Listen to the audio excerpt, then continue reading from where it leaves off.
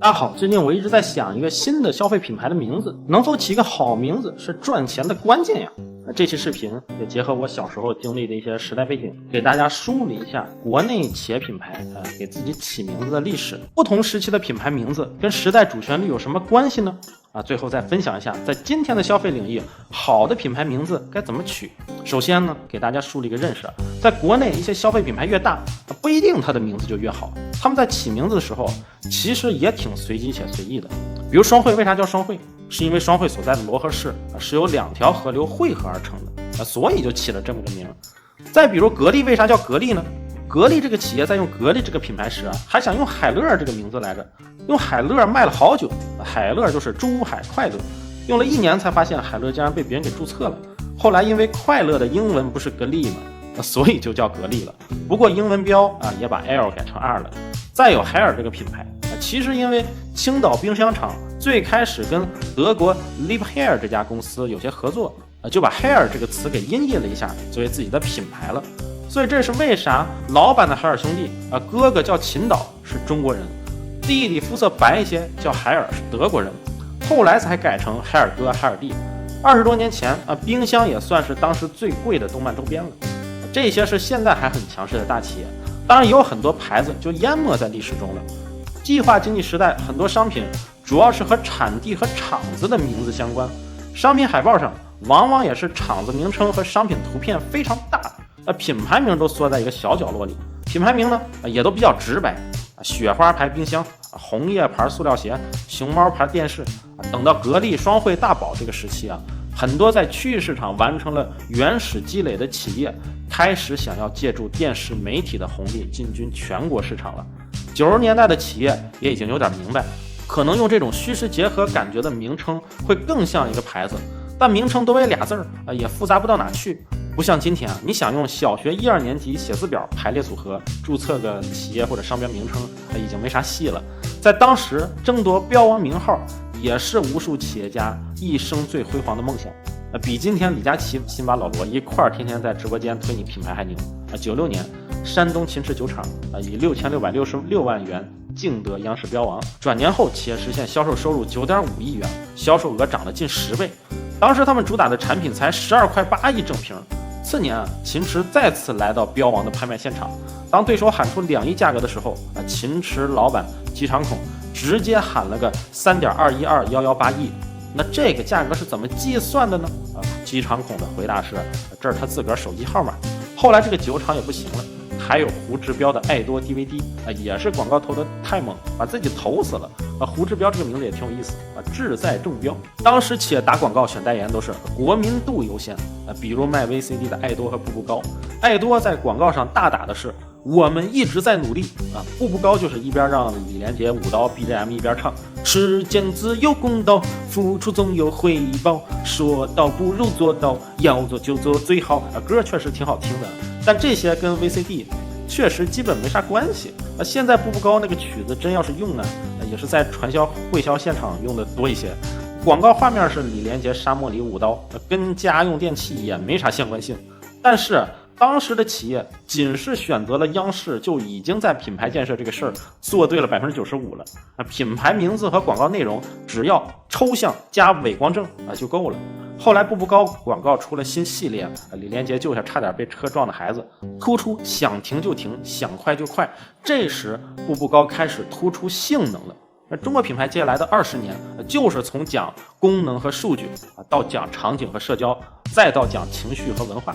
我们会慢慢说。回过来说步步高这个歌吧，90年代几亿的投放，起码顶现在50亿到100亿了。要是放在今天哪个小家电品牌在这个歌上花那么多钱，得让投资人骂死。爱多的 slogan 就更不靠谱了。我们想想，如果今天的牌子喊小股吸尘器，我们一直在努力，这营销能力就别玩了。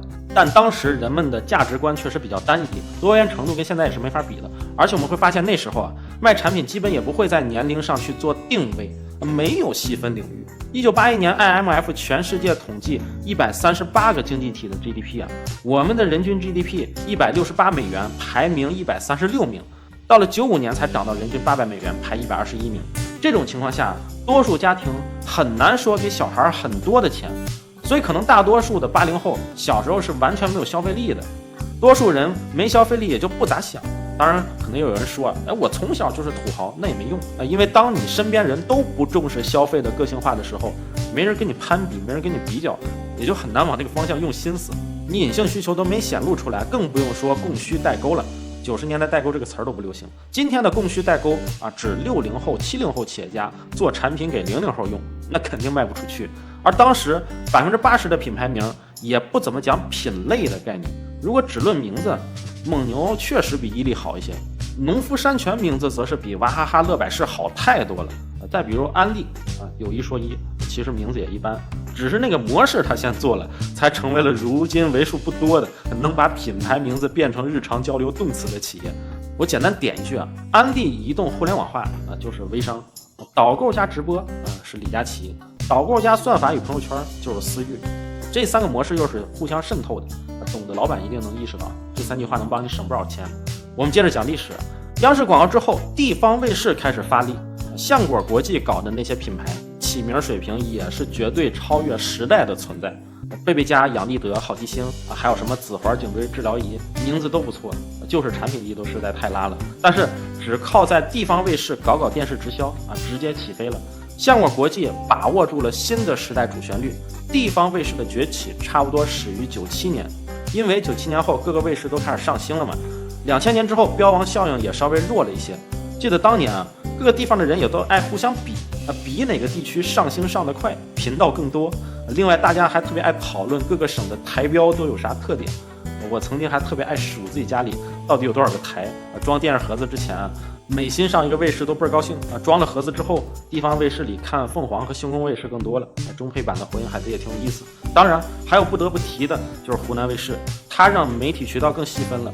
90年代初，湖南卫视虽然还比较普通，但在那时候他们的计划里已经定下了3大建设，就是天上一颗卫星，地上一个中心，培养一批明星。后来湖南经视确实也做到了，也得益于琼瑶把港台的娱乐观念直接灌输给了当时负责经视的欧阳长林。湖南经视的节目幸运3721也是后来快本的前身。97年快本的一个突破则是把节目观众定位在中学生，且重视程度全台排第1。当时完全没有卫视会这么干，而这个总制片人是1951年出生的，还真给干成了，把年轻群体一圈就是10几年。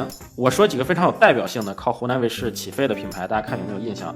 真视明和闪亮滴眼液、珀莱雅、完美、乔丹、白大夫、韩后、思源方便面、OPPO Reo 音乐手机、卡姿兰、德尔惠、美特斯邦威，还有第8神器阿迪王。那这个时期的时代主旋律是我们对外的文化崇拜刚我念的全是中国公司，但是基本起名字就是仿欧美和韩国，定位年轻人仿欧美韩国，投湖南卫视，冠不起名就投快乐中国时间段。这个品牌公式简单粗暴所以段永平很牛又跟时代同频了。当然不止湖南卫视，靠别的卫视红利起来的品牌也爱起洋名比如史丹利复合肥、YYDS 的金克拉。那我们该怎么解析湖南卫视现象呢？新消费创投圈都知道，去年很多长沙的新消费明星企业都跟湖南卫视有千丝万缕的联系。那大家有没有思考过为什么呢？等我一天时间吧，我们明晚更新下半期。